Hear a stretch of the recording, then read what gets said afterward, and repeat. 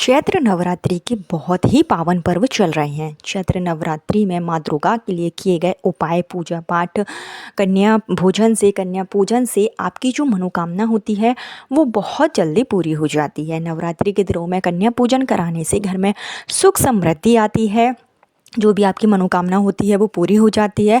संतान संबंधी जो भी परेशानी है, अगर आप कन्या पूजन इस तरीके से करवाते हैं जैसा कि मैं आपको वीडियो में बताऊंगी, और कन्याओं को दक्षिणा के रूप में यह चीज़ देते हैं, तो निश्चित रूप से संतान संबंधी जो भी मनोकामना है वो पूरी हो जाती है।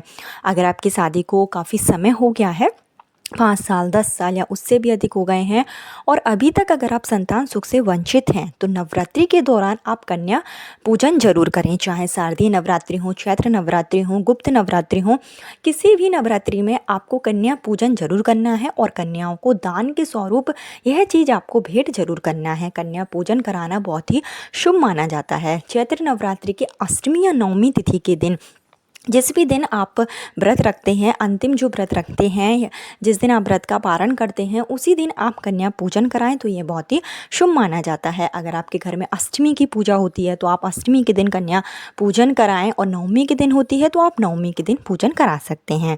आपको बता दें कि इस बार के चैत्र नवरात्रि की जो अष्टमी तिथि है वो 5 अप्रैल को होगी। कई लोगों में मतभेद है, क्योंकि इस दिन द्वितीय और तृतीय तिथि एक ही दिन होने के कारण अष्टमी और नवमी तिथि को लेकर भी बहुत से लोगों के मन में कन्फ्यूज़न है। लेकिन जो अष्टमी तिथि है वो 5 अप्रैल को मनाई जाएगी, और जो नवमी तिथि है, जो रामनवमी होगी, वो 6 अप्रैल को मनाई जाएगी। तो जो आपको कन्या पूजन करना है, आप अष्टमी यानी कि 5 अप्रैल के दिन भी कर सकते हैं और नवमी यानी 6 अप्रैल के दिन भी कर सकते हैं। संतान प्राप्ति के लिए, या फिर जिनके घर में पहले से संतान के रूप में लगातार कन्या ही कन्या जन्म ले रही हैं, आप चाहते हैं कि आपको एक पुत्र की प्राप्ति हो जिससे कि आपका परिवार पूरा हो, बहनों को भाई मिले, इस तरीके की अगर आपकी अभिलाषा है तो आप जो है कन्या पूजन जरूर कराएं। कन्या पूजन कराने से, कन्याओं का आशीर्वाद लेने से मनोवांछित संतान की प्राप्ति अति शीघ्र हो जाती है। पुत्र प्राप्ति की कामना है तो माँ दुर्गा के समक्ष उपाय करें, माँ भगवती का आशीर्वाद लें। अष्टमी तिथि बहुत ही शुभ तिथि मानी जाती है। ऐसी मान्यता है कि नवरात्रि के 9 दिनों के दौरान माता रानी अपने भक्तों के बीच में मौजूद होती हैं। कन्याओं के रूप में माता रानी सभी के घर में आती हैं और उनकी जो समस्याएँ होती हैं उनका हल करती हैं, उनकी मनोकामना पूरी करती हैं।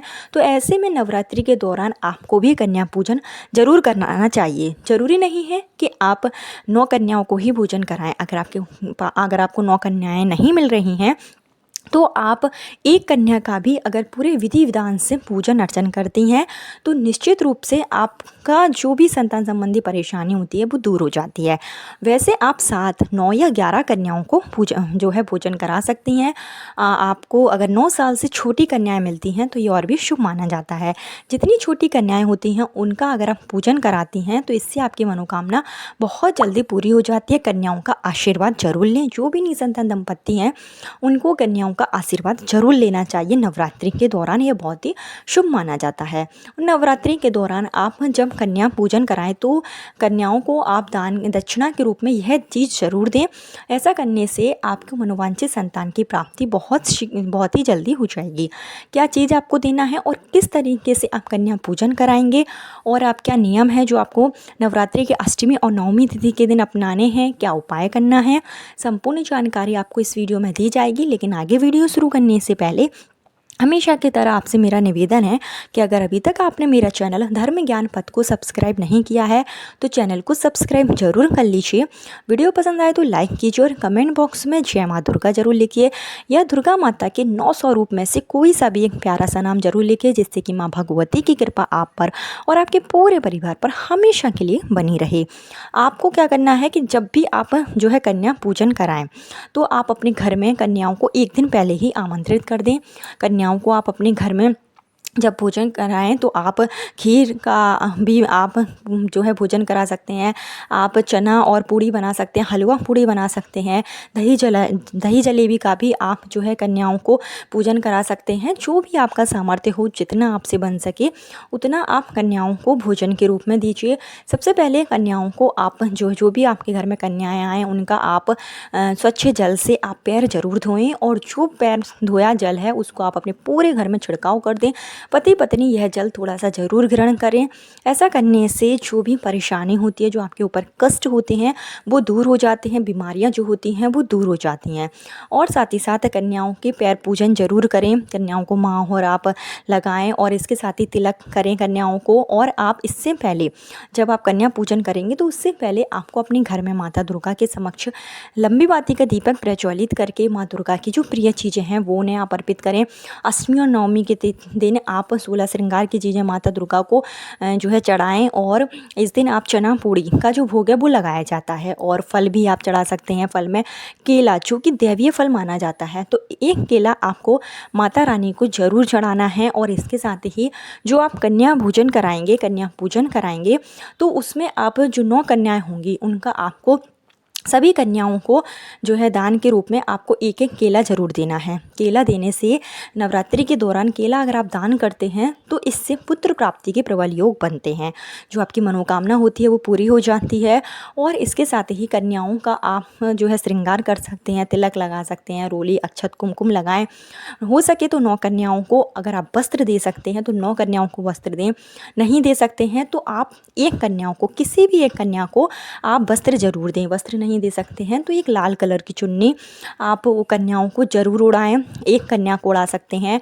और कन्याओं को खिलौना दान दे सकते हैं, उनकी प्रिय चीज़ें उन्हें दान दें। जो भी उनके श्रृंगार का सामान है आप वो दान दे सकते हैं। कन्याओं को दक्षिणा जरूर देना चाहिए इस दिन। साथ ही साथ एक कन्या को संतान प्राप्ति, पुत्र प्राप्ति के लिए अगर आप बहुत ज़्यादा परेशान हो गए हैं तो एक कन्या को आप इस दिन विधिवत पूजन करें और उनको आप खीर खिलाएं, जो भी आप खिला रहे हैं वो खिलाएं। और एक नारियल, श्रीफल आपको जो है उस कन्या को ज़रूर देना है। श्रीफल जो कि माता रानी का स्वरूप है और ये श्रीफल जो होता है वो बेटे का स्वरूप माना जाता है। तो एक नारियल आपको माता रानी को ज़रूर, माता रानी को पहले आप वो नारियल जो है चढ़ा दें और उसी नारियल को उठाकर 7 बार मौली का धागा लपेट कर अपनी मनोकामना बोलें, अपना नाम और गोत्र बोलें माता रानी के सामने। और इस नारियल को आप किसी भी छोटी कन्या को जो है दान के रूप में, दक्षिणा के रूप में दे सकते हैं। और कन्या का पैर छूकर पति पत्नी दोनों आशीर्वाद लें। नवरात्रि के दौरान कन्या का आशीर्वाद लेना बहुत ही शुभ माना जाता है। नारियल अगर आप कन्या को भेंट देते हैं, नारियल अगर आप कन्या को देते हैं तो इससे आपकी पुत्र प्राप्ति के प्रबल योग बनते हैं। मनचाही संतान की प्राप्ति अतिशीघ्र हो जाती है। श्रीफल देना बहुत ही शुभ माना जाता है। इसके साथ ही आप खिलौना दे सकते हैं, मिठाई भी दे सकते हैं। मिठाई में जो पीली मिठाई है वो आप ज़रूर दें। और जो भी चीज़ आप कन्याओं को दें पहले आप माता रानी को चढ़ा दें, माता रानी से आशीर्वाद लें और उसके बाद ही आप कन्याओं को जो है दान के रूप में दे दें, कन्याओं को दक्षिणा दें। कन्याएं जो है आपके घर से प्रसन्न होकर जाना चाहिए। इस तरीके से आपको कन्या पूजन करना है। ऐसा करने से घर में सुख संपदा बनी रहती है और आपको मनोवांछित संतान की प्राप्ति अति शीघ्र होगी। जीवन में जो भी कष्ट है, दुख है, वो दूर हो जाएगी। चैत्र नवरात्रि के नवमी या अष्टमी तिथि के दिन जब भी आपसे बन सके, जब भी आपके घर में पूजन होता है तो आप कन्या पूजन जरूर कराएं। और संतान प्राप्ति के लिए एक नारियल, एक केला और कोई भी खिलौना आप एक कन्या को दान के रूप में जरूर दें।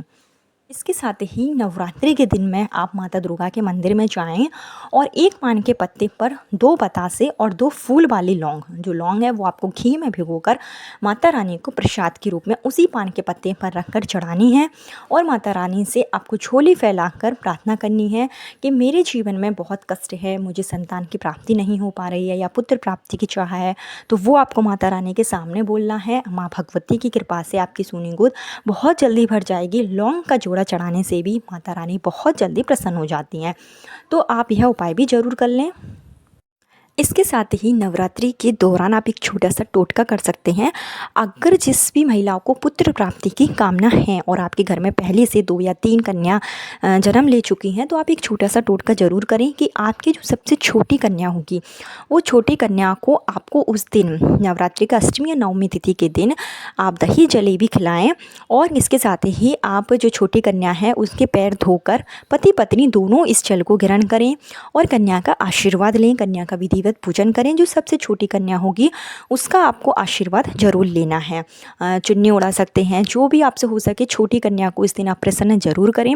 और जो आपने दही जलेबी कन्याओं को खिलाई है, अगर उस दही जलेबी में से थोड़ी सी दही जलेबी बच जाती है उतनी ही मात्रा में आप कन्या को दही जलेबी दें जितना कि वो बच सके। तो आप जो दही जलेबी बचती है, अगर वो पति पत्नी दोनों खा लेते हैं या पत्नी भी अकेले उस दही जलेबी का सेवन कर लेती है जो आपने कन्या को खिलाई है, और कन्या की छोटा प्रसाद के रूप में अगर आप खाती हैं, तो इससे भी आपके पुत्र प्राप्ति के प्रबल योग बनते हैं। छोटी कन्या का विधिवत पूजन अर्चन करें, आशीर्वाद लें। उसकी छोटी जो दही जलेबी होगी वो अगर आप खाते हैं तो पुत्र प्राप्ति के प्रबल योग निश्चित रूप से बनेंगे। इस तरीके से आप एक छोटा सा टोटका ज़रूर कर लें। और अगर आपके घर में जैसे कन्या नहीं है, आप माँ ही नहीं बने हैं, लेकिन आप पहली बार जैसे माँ बनने के इच्छुक हैं और काफ़ी समय हो गया है, तो आप बाहर की जो भी कन्याएं आती हैं फिर आप उनका विधिवत पूजन कर सकते हैं। और जिनको पुत्र प्राप्ति की चाह है और उनके घर में कन्याएं हैं, तो आप सबसे छोटी कन्या का इस तरीके से उपाय ज़रूर कर लें। ये बहुत ही सिद्ध उपाय है, इसका आपको निश्चित रूप से फल मिलेगा। तो ये छोटे छोटे उपाय थे जिसको आप चैत्र नवरात्रि के दौरान करते हैं तो आपको मनोवांछित संतान की प्राप्ति अतिशीघ्र होगी। माँ भगवती का आशीर्वाद आपको प्राप्त होगा। कल फिर मिलती हूँ नए वीडियो नए उपाय के साथ। जब तक के लिए जय माँ दुर्गा, जय माँ लक्ष्मी।